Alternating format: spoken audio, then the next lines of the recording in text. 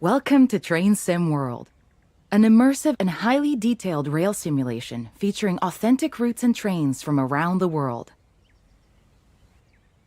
This is the Training Center.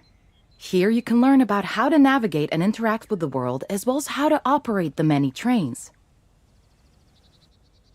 Let's start by looking around. Find each of the markers and look at them.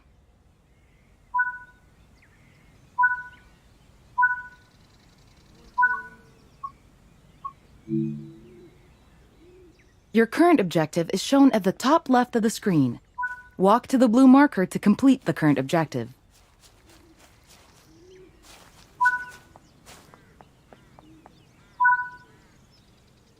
You've been awarded some action points. These are displayed in the top right corner of the screen and count towards your overall experience level for the game. This is one of the many types of route tasks to be discovered. Keep an eye out for many more types and styles of route tasks, which can involve placing, collecting, or fixing a variety of things. Head into the main building, and you'll continue your induction there. You can pause Train Sim World at any point to review objectives and a lot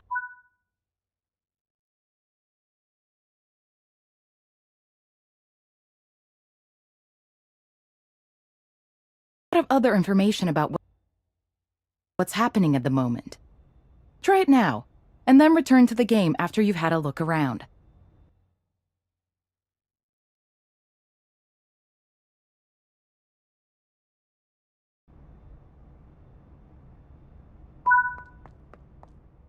Now that we've covered some of the basics of moving around and interacting with the environment, let's take a walk through the building and find the trains.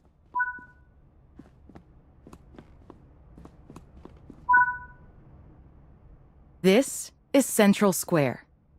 From here, you can explore the main training center depot and surrounding yards. Your journey operating trains is just getting started here in the training center. Remember, you can always come back here from the main menu to refresh your knowledge if you're Continue.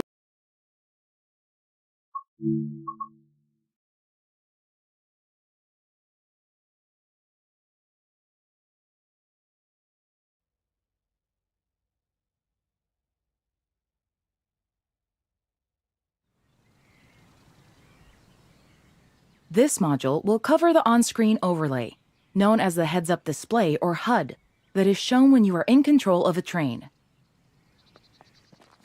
Climb up the ladder into the locomotive and then sit.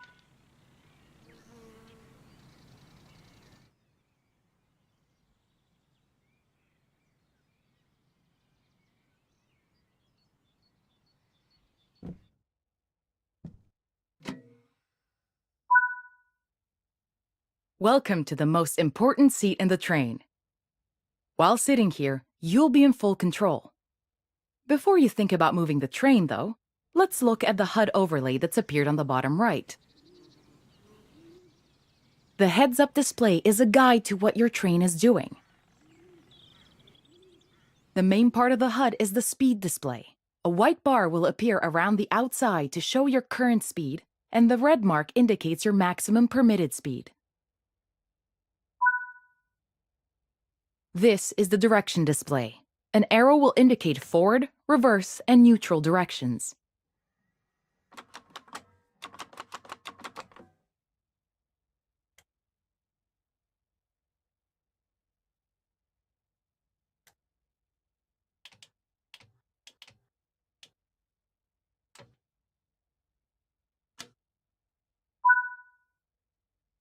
This is the power display. A number will indicate what position the power or throttle control is in.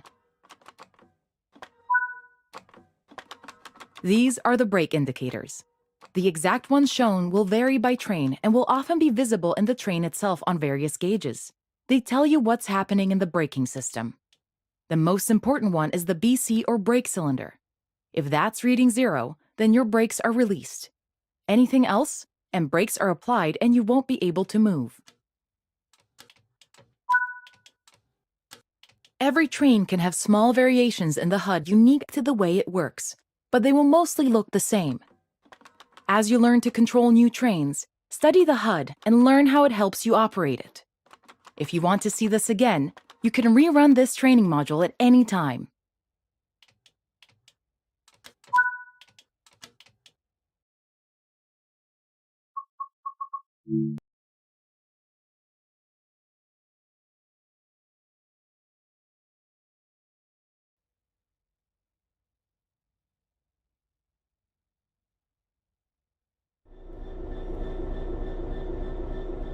In this training module, you're going to look at making the train move and then bringing it to a stop again.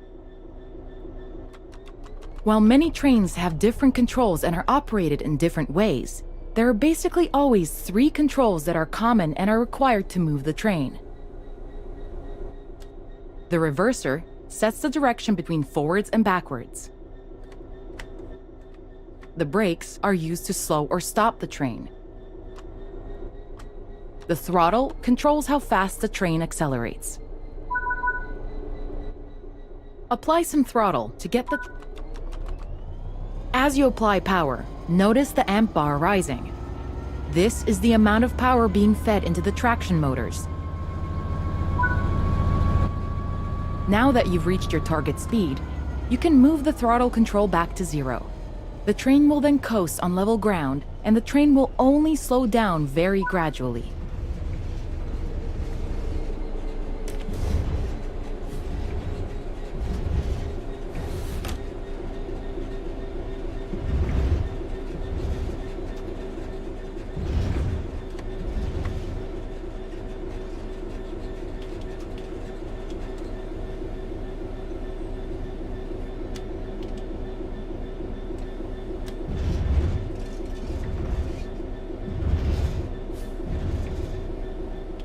While the specifics of operating brakes vary from train to train, the basic process of stopping is fundamentally the same.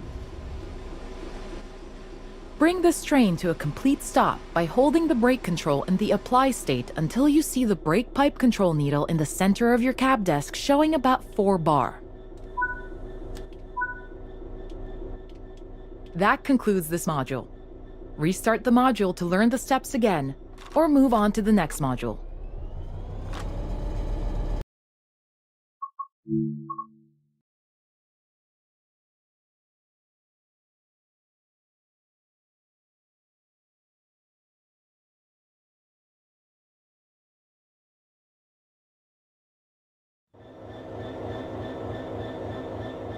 This module will go over the fundamentals of operating junctions to change the path your train will take, and how to navigate using the map. Most rail lines around the world are controlled remotely by a signaling center or dispatcher. From the perspective of the train, the direction taken is automatic. But within yards and depots, many small and frequent movements are required. This makes remote control of the track impractical.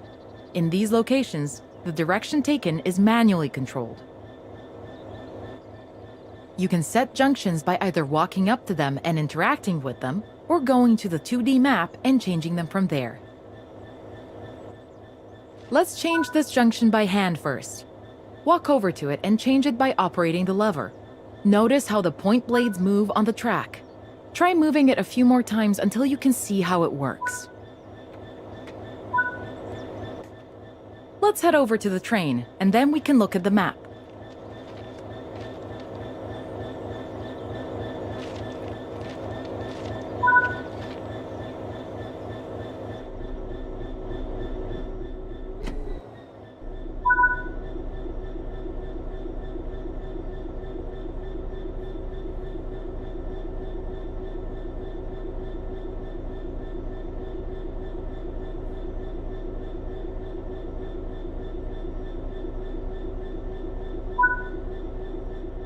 Your junctions are set correctly. Let's get the train moving and see it all working. If you can't remember how to make the train start and stop, there is a training module you can rerun to remind yourself. Watch the brake cylinder, or BC gauge, to see it gradually reduce to zero, which tells you that. Apply some throttle to get the. Now that you've reached your target speed, you can move the throttle control back to zero. The train will then coast on level ground, and the train will only slow down very gradually.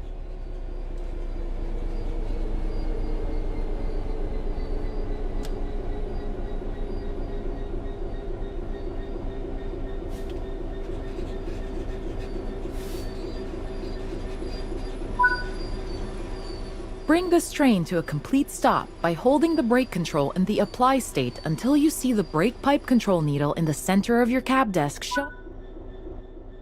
That